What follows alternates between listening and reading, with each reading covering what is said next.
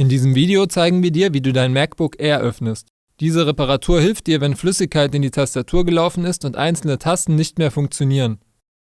Außerdem siehst du, wie man Akku und SSD-Festplatte tauschen kann. Dazu kannst du direkt zu den entsprechenden Stellen im Video springen. Schalte das Gerät vor der Reparatur aus, um Kurzschlüsse zu vermeiden. Du brauchst einen Pentalobe und mehrere Torx Schraubendreher. In einem guten Mikrobit-Set mit Apple-Spezialantrieben sollten die passenden Bits vorhanden sein. Eine Pinzette und ein Spudger sind auch zu empfehlen. Auf unserer Seite iDock.eu findest du Reparaturanleitungen zu vielen verschiedenen Apple-Geräten.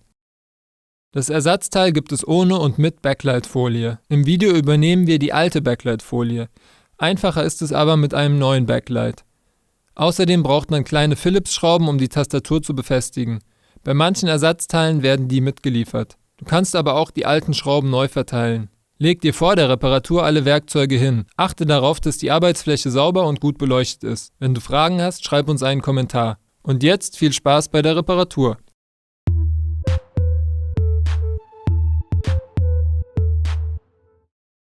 Entferne zuerst die Pentalobe-Schrauben am Gehäuse mit dem passenden Mikrobit. Dann kannst du mit dem Finger zwischen die untere Abdeckung und das Gehäuse greifen und die Abdeckung abnehmen. Trenne dann zuerst den Akkukonnektor, um bei der Reparatur keine Kurzschlüsse zu verursachen. Zieh den Konnektor flach raus. Jetzt trenne das Flexkabel zwischen Logic Board und I/O Board. Das I/O Board ist die kleine Platine mit den verschiedenen Anschlüssen. Dieses Flexkabel ist leicht verklebt, ziehe es also vorsichtig ab und leg es zur Seite. Trenne dann den Konnektor des Lüfters. Dazu musst du ihn erst entriegeln und löse dann noch die Gummidichtung, die auf dem Lüfter verklebt ist. Löse jetzt die 3 Schrauben, mit denen der Lüfter im Gehäuse verschraubt ist. Nimm dir, falls nötig, eine Pinzette zur Hand. Heb jetzt die Dichtung an und schon kannst du den Lüfter einfach rausziehen. Da du das Flexkabel schon entriegelt hast, kommt es einfach raus. Trenne jetzt diesen größeren flachen Stecker und die kleinen Stecker am I/O Board. Nimm dir dazu auch einen Spudger zur Hand, um sie herauszuhebeln. Zum Beispiel hier den Lautsprecher-Konnektor. Der Lautsprecher-Konnektor bzw. das Kabel ist noch mit einer Halterung am I/O Board verbunden und unter dem Lautsprecherkabel liegt noch ein weiterer kleiner Konnektor. Das I/O Board ist mit einer einzigen Schraube verschraubt, löse die und schon kannst du das Board heraushebeln. Heb es erst etwas schräg an einer Seite und bieg die Kabel noch zur Seite, dann kannst du das Board ganz leicht herausziehen.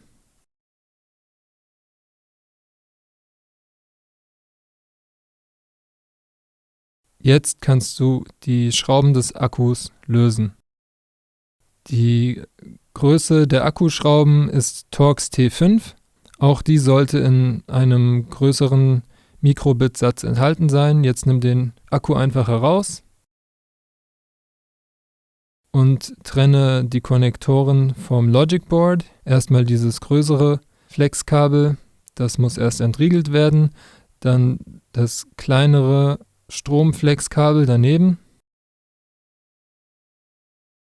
Trenne jetzt den Konnektor des Lautsprecherkabels vom zweiten Lautsprecher und dann den flachen Konnektor vom Display. Diesen musst du auch erst entriegeln und dann gleichmäßig herausschieben. Dazu kannst du auch wieder einen Spudger verwenden. Trenne dann die Steckknopfkontakte der Koaxialantenne am Bluetooth-Adapter auf dem Logic Board. Das sind 2 Kontakte, die sind aufgesteckt, die kannst du auch mit einem Spudger abhebeln. Die sind an der Seite vom Logic Board ein bisschen eingehakt, die kannst du da einfach rausziehen.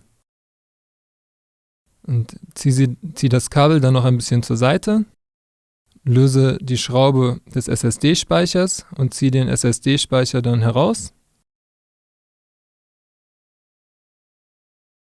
Und schon kannst du die Schrauben vom Logic Board lösen. Das Logic Board ist mit Torx-Schrauben verschraubt. Löse jetzt auch die 2 Schrauben hier am Scharnier vom Display, weil hier eine kleine Halterung mit verschraubt ist. an der Koaxialantenne und darunter liegt noch eine Schraube, mit der das Logic Board befestigt ist. Die entfernst du jetzt noch und dann kannst du das ganze Logic Board einfach herausnehmen. Biege nötigenfalls noch die Kabel zur Seite. Zieh jetzt noch das Koaxialkabel aus seiner Führung und löse die anderen Schrauben auf der anderen Seite des Display-Scharniers. Aber lass an jeder Seite bzw. auf jedem Scharnier noch eine Schraube drin, damit du das Gehäuse aufklappen kannst. Wenn du das Gehäuse aufgeklappt hast, kannst du die 2 verbleibenden Schrauben lösen und das Gehäuse einfach abheben.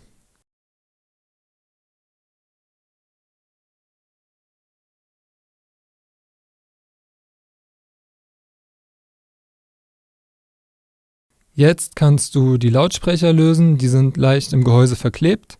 Dazu gehst du einfach mit einem Spudger unter die Lautsprecher und hebelst sie vorsichtig ab.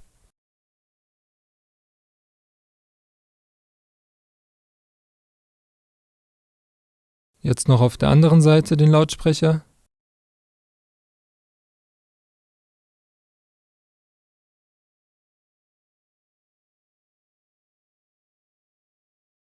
Trenne jetzt die Flexkabel von der Tastatur zum Touchpad.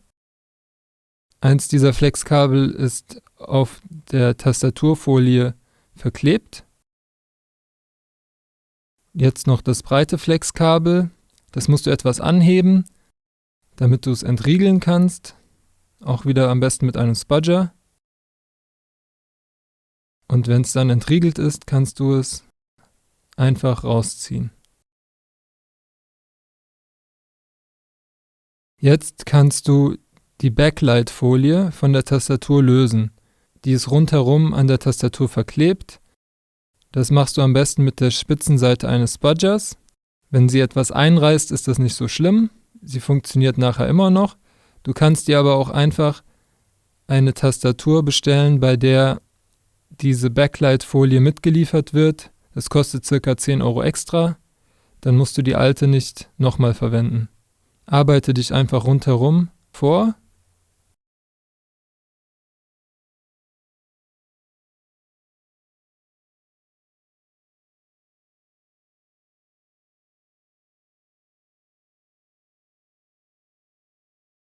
Und wie man hier sieht, wenn sie ein bisschen einreißt, ist das nicht so schlimm.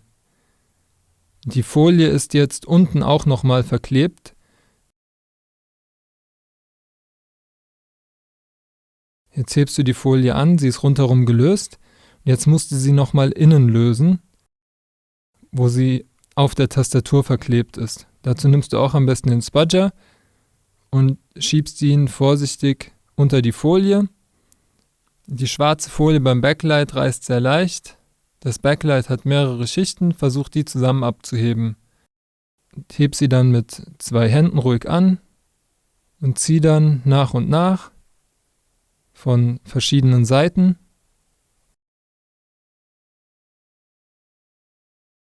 Immer mit dem Spudger nochmal nacharbeiten. Und lass dir dabei ruhig etwas Zeit.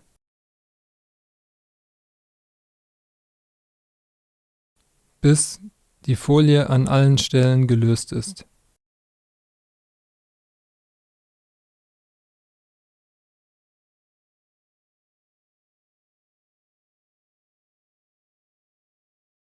Jetzt ist die Folie gelöst. Hier siehst du nochmal die Klebestellen zwischen den einzelnen Reihen der Tastatur. Und jetzt kannst du die Tastatur entfernen. Erstmal musst du rundherum all die kleinen Phillips-Schrauben lösen. Heb die erstmal auf. Du kannst aber auch, wenn du die neue Tastatur bestellst, eine Tastatur bestellen, bei der die Phillips-Schrauben mitgeliefert werden. Das macht es dann nachher ein bisschen einfacher.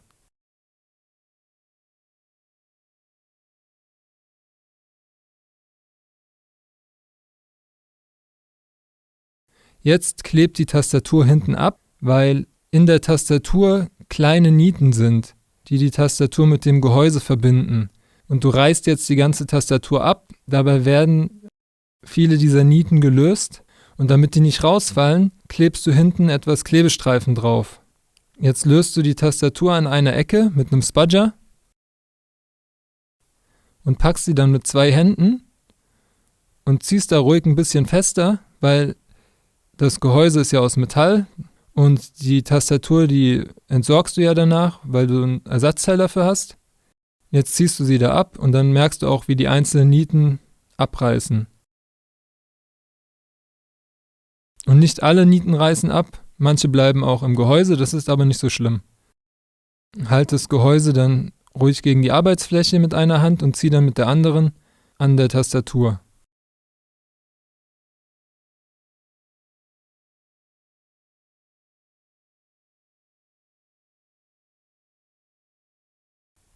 Jetzt kannst du die neue Tastatur einsetzen. Schau, dass sie gut sitzt. Streich sie ein bisschen glatt. Und jetzt siehst du, dass dort, wo die Nieten abgerissen sind, kleine Löcher in der Tastatur sind. Du schraubst jetzt die Phillips-Schrauben rundherum wieder ein, allerdings nicht alle Schrauben, sondern hebst dir ein paar auf. Und diese übrigen Schrauben, die schraubst du dann in die Tastatur in gleichmäßigen Abständen rein, damit sie fest im Gehäuse verschraubt ist. Schraub die übrigen noch außen fest und jetzt kannst du schon die Backlight-Folie wieder anbringen. Leg sie auf und schau, dass sie ordentlich sitzt und dass alle Öffnungen dort sind, wo sie hingehören. Und dann kannst du sie wieder festkleben. Jetzt schließt das große Flexkabel erst wieder an. Das schiebst du erst ein.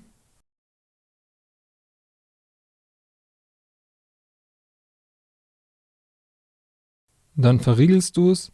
Und jetzt musst du es nochmal glatt drücken, damit es ins Gehäuse reinpasst. Also nochmal in Form biegen. Dann schließt du noch das kleinere Flexkabel an. Das schiebst du auch einfach rein und dann verriegelst du es und dann musst du es nochmal festdrücken, damit es verklebt. Jetzt kannst du die Lautsprecher schon wieder einsetzen. Die drückst du auch wieder fest, damit sie verkleben. Und schon kannst du das Gehäuse wieder auf die Scharniere setzen. Setz es erstmal auf. Und dann verschraubst du auf jeder Seite erstmal nur die äußere Schraube, um das Gerät zusammenzuklappen.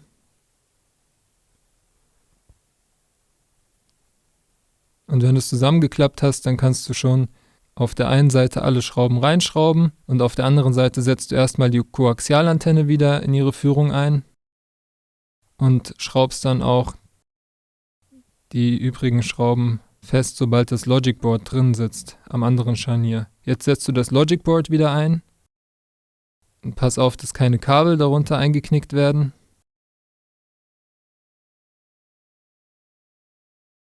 Verschraub jetzt noch das Logic Board, dann setzt du den SSD-Speicher wieder ein und verschraubst ihn auf der anderen Seite mit einer Schraube. Jetzt setzt noch die Koaxialkabel in ihre Halterung ein und drück sie auf dem Bluetooth-Adapter fest, also erst richtig positionieren und dann mit einem Spudger zum Beispiel festdrücken, damit sie einrasten. Jetzt schließt den Display-Connector noch am Logic Board an. Den schiebst du gleichmäßig ein und klappst dann den Bügel wieder runter, um den Konnektor zu verriegeln. Jetzt kannst du den Lautsprecher wieder am Logic Board anschließen. Dann noch das kleine Stromversorgungsflexkabel, das schiebst du auch einfach wieder rein und verriegelst es dann. Dann das große Flexkabel daneben, das schiebst du auch einfach rein.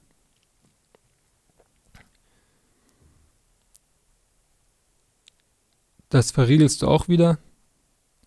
Jetzt kannst du den Akku wieder einsetzen und verschrauben. Danach kannst du das I/O-Board auch schon wieder an seine Stelle setzen. Wieder ein bisschen schräg ansetzen. Und dann von unten nach oben bzw. vom Lautsprecher nach außen die verschiedenen Konnektoren wieder eindrücken. Zuerst den kleinen hier unten, dann das Lautsprecherkabel darüber, das muss dann wieder in seine silberne Halterung eingesetzt werden. Dann drückst du es fest. Und jetzt kannst du noch dieses kleine Kabel hier oben, falls nötig, mit einer Pinzette positionieren und dann auch wieder einschieben. Dann schließ noch diesen breiteren Konnektor an. Setz dann noch den Lüfter wieder ein unter die Gummihalterung und schieb den Konnektor des Lüfters wieder in seinen Steckplatz. Dazu kannst du auch wieder ein Werkzeug benutzen, weil es ein bisschen eng ist an dieser Stelle, und dann verriegelst du den Konnektor. Danach kannst du den Lüfter wieder verschrauben und das breite Flexkabel zwischen Logic Board und I/O Board wieder einsetzen und verbinden. Und schon kannst du den Akku wieder einstecken und die Rückschale anbringen und wieder verschrauben. Jetzt ist die Reparatur fertig und wir hoffen, dieses Video hat dir weitergeholfen. Wenn ja, abonniere unseren Kanal und lass uns einen Daumen nach oben da. Wenn du Fragen hast, schreib uns einen Kommentar und wir helfen dir gerne weiter. Bis zum nächsten Mal.